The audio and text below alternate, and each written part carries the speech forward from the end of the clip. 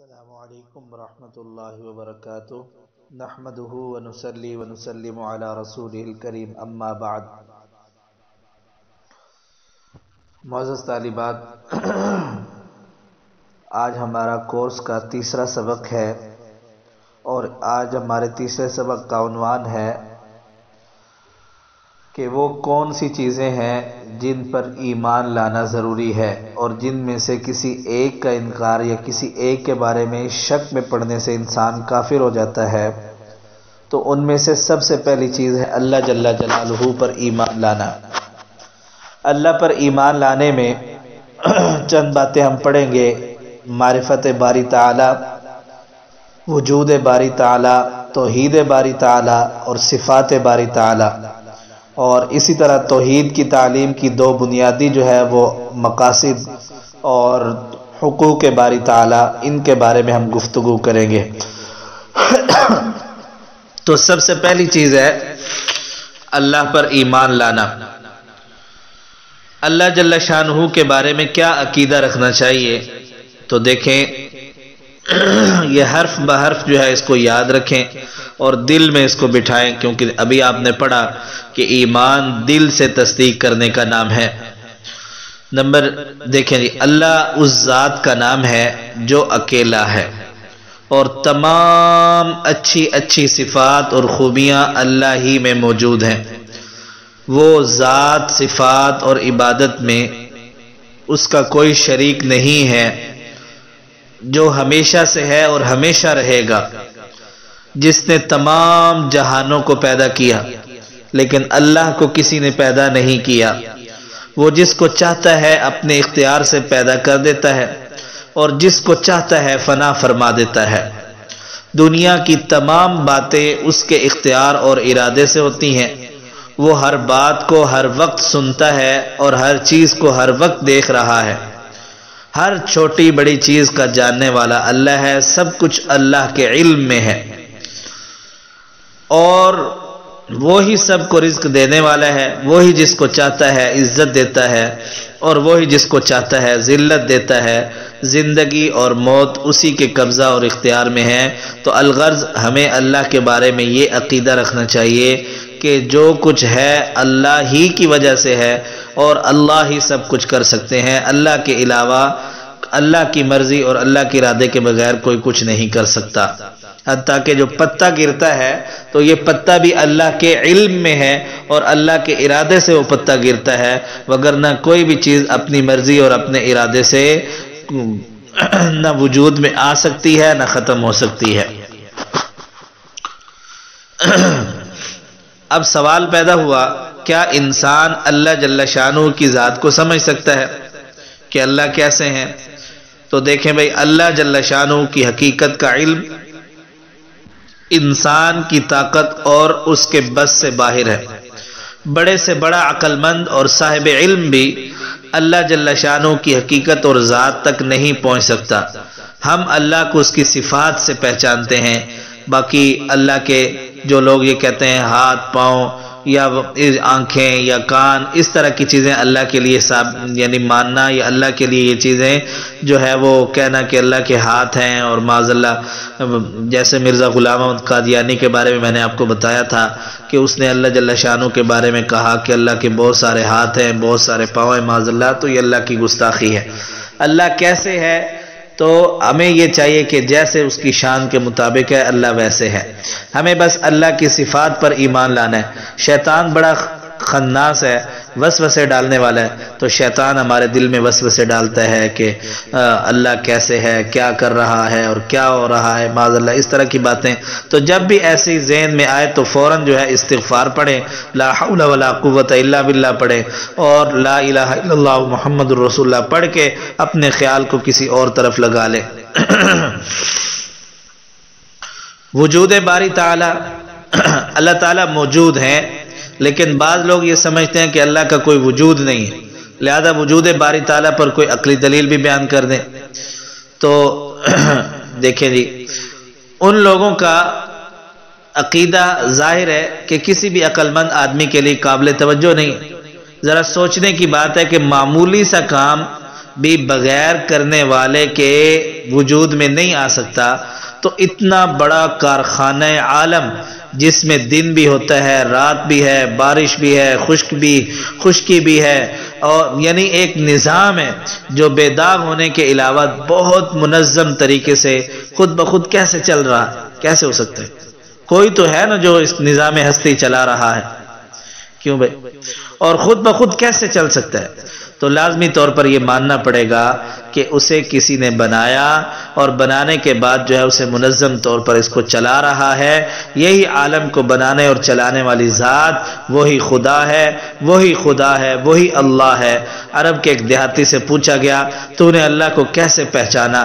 تو اس نے کمال کے شعر پڑھے تھے، البعرۃ تدل علی البعیر الاثر يدل على المسیر فالسماء ذات الابراج والارض ذات الفجاج کیف لا يدلانی علی اللطیف الخبیر۔ یعنی اونٹ کی مینگنی دیکھ کر یہ معلوم ہو جاتا ہے کہ یہاں سے کوئی اونٹ گزرا ہے، اور کسی کے نشان قدم دیکھ کر پتہ چل جاتا ہے کہ یہاں سے کوئی گزرنے والا ہے۔ تو یہ بڑے بڑے چاند، یہ بڑے بڑے یہ سورج، ستارے، اور یہ آسمان، اور یہ کشادہ اور وسیع زمین، سمجھ آ گئی بات؟ ضرور یہ کیوں نہیں اللہ کے وجود پر دلالت کر رہی؟ تو یہ دیکھیں، یہ عام سا دیہاتی تھا، کوئی عالم فاضل یا کوئی بڑا محقق نہیں تھا، کوئی بڑا پروفیسر نہیں تھا، اس نے اللہ کو اللہ کی نشانیوں سے پہچانا۔ خیر میرے پاس وقت نہیں، میں آپ کو واقعات سناتا۔ حضرت امام ابو حنیفہ رحمہ اللہ کا ایک دیہاتی کے ایک دہریے کے ساتھ، دہریے ان کو کہتے ہیں جو کہتے ہیں کہ یہ نظام خود بخود چل رہا ہے اور خود بخود ختم ہو جائے گا، مشین کی طرح چل رہا ہے۔ تو خیر ان میں آپ نے واقعہ سنا ہوا ہوگا۔ اگلا سوال ہے، اس بات کی کیا دلیل ہے کہ اللہ ایک ہے؟ تو جواب یہ ہے کہ خود اللہ نے قرآن پاک میں جا بجا اپنے ایک ہونے کا اعلان فرمایا۔ چنانچہ اللہ رب العزت نے فرمایا، قل، اے پیغمبر صلی اللہ علیہ وسلم کہہ دیجئے، هو اللہ، وہ اللہ، احد، ایک ہے۔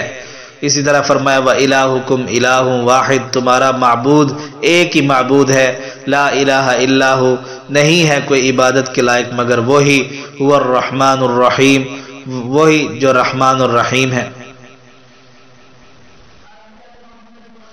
تو اس لیے اللہ ایک ہے۔ اللہ کے دلائل جو ہے وہ قرآن پاک میں بہت سارے موجود ہیں۔ بعض لوگ اللہ کے وجود کو تو مانتے ہیں، لیکن اللہ کے ساتھ جو ہے وہ عقیدہ رکھتے ہیں کہ اور بھی خدا ہیں، جیسے ہندو اور عیسائی وغیرہ۔ تو ان کا کیا کریں گے؟ تو دیکھیں، ایک سے زیادہ خدا ہونا یہ عقل اور فطرت دونوں کے خلاف ہے۔ آپ ذرا سوچیں کہ اس دنیا میں ایک چھوٹے سے ملک کو بھی بیک وقت دو آدمیوں کی حکمرانی یا بادشاہت نہیں چلا سکتی۔ بادشاہت کو چھوڑیں، ایک گھر کے اندر جو ہے، آپ کا گھر ہے تو ایک گھر کے اندر جو ہے وہ میاں بیوی رہتے ہیں، اور میاں بیوی دونوں یعنی اس گھر کے حکمران ہوتے ہیں۔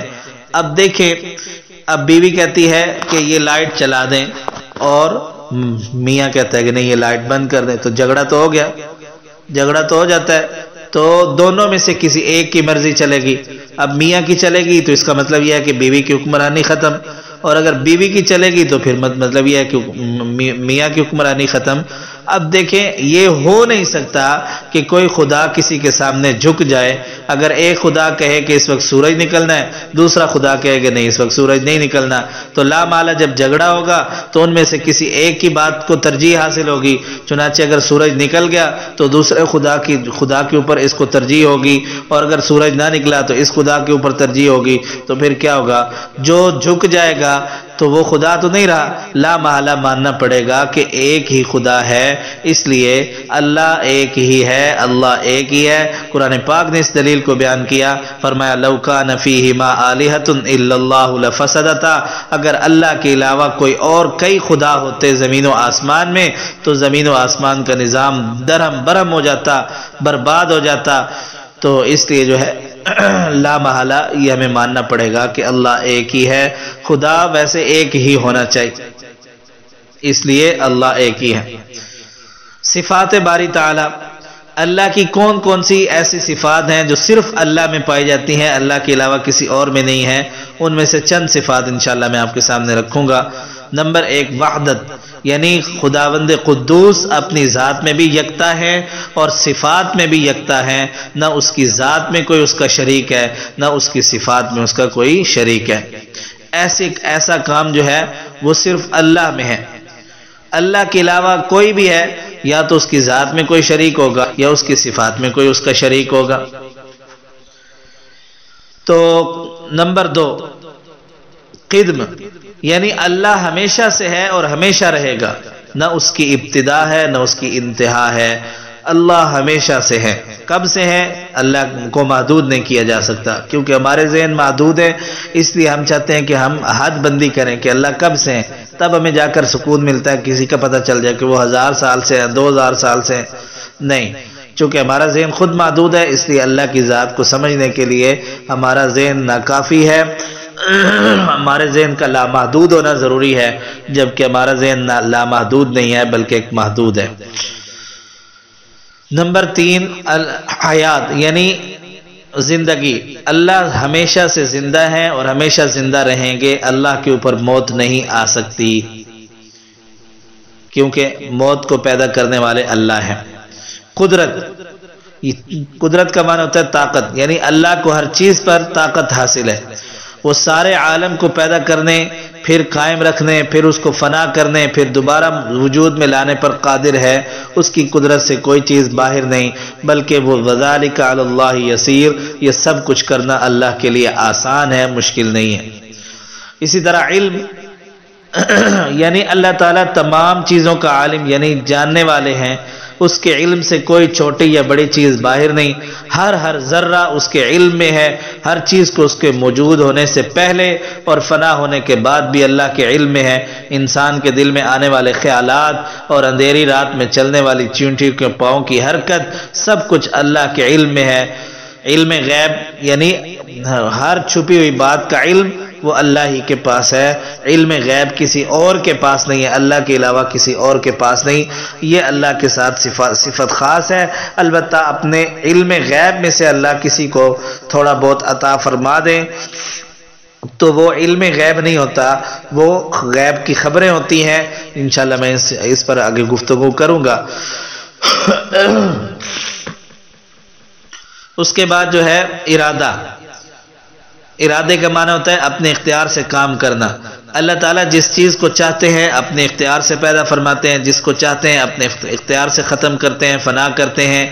تمام عالم میں جو کچھ ہوتا ہے اسی اللہ کے اختیار سے ہوتا ہے، وہ کسی بات میں مجبور اور لاچار نہیں ہے۔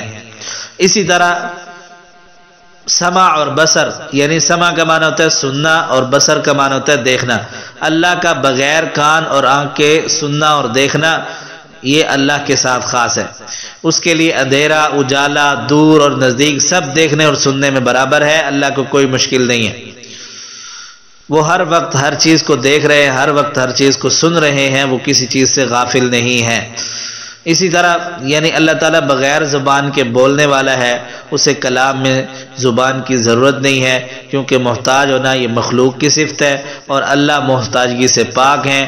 اللہ کے کلام کی کیفیت ہمیں معلوم نہیں ہے، وہ کیسے کلام کرتے ہیں، کما یلیق بشانہ، جیسے اس ذات کی شان کے مطابق ہے۔ اس لیے یہ بات خوب سمجھ لینی چاہیے کہ اللہ تعالیٰ مخلوق کی صفتوں سے پاک ہے، اس کی صفات ہمیشہ سے ہیں اور ہمیشہ رہیں گی، اس کی کوئی صفت کبھی ختم نہیں ہو سکتی۔ تو البتہ قرآن پاک میں جو ایسی صفات ہے، مثلا اللہ کا دیکھنا، سننا، بولنا، ہاتھ یا قدم، تو ایسی باتوں پر ایمان لانے کے ساتھ یہ عقیدہ رکھنا چاہیے کہ اللہ کے کیسے ہاتھ ہیں، جیسے اللہ کی شان کے مطابق ہیں۔ اپنے ذہن کے مطابق نہیں سوچنا چاہیے کہ اس طرح کے ہاتھ ہیں یا جیسے انسانوں کے ہاتھ ہیں، نہیں، کسی اللہ کے ہاتھوں کو، اللہ کے قدم کو، اللہ کے سننے کو انسانوں کے ساتھ مشابہت نہیں دینی چاہیے۔ انسان تو اللہ کی مخلوق ہے، وہ کیسے ہے، وہ اللہ جیسے اللہ کی شان ہے۔ اسی طرح خلق، تخلیق، پیدا کرنا، یعنی اللہ ہی تمام مخلوقات کو پیدا فرمانے والے ہیں، مخلوقات کو پیدا فرمانے میں وہ کسی کا محتاج نہیں، وہ یکتا ہے، وہ اللہ ہی پیدا کرتا ہے، کوئی کسی کو پیدا نہیں کر سکتا سوائے اللہ کے۔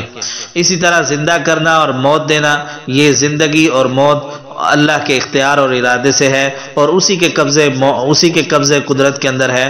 کوئی شخص اپنی مرضی سے کسی کو موت نہیں دے سکتا، کوئی شخص اپنی مرضی سے کسی کو جو ہے وہ زندہ نہیں رکھ سکتا۔ اس لیے جو ہے یہ چند صفات میں نے۔ اسی طرح رزاق ہے، یعنی روزی دینے والا، تو روزی دینے والی ذات اللہ کی ہے، اس میں کمی بیشی کرنا یہ اللہ کے قبضہ قدرت میں ہے، کوئی کسی کی روزی میں کمی نہیں کر سکتا۔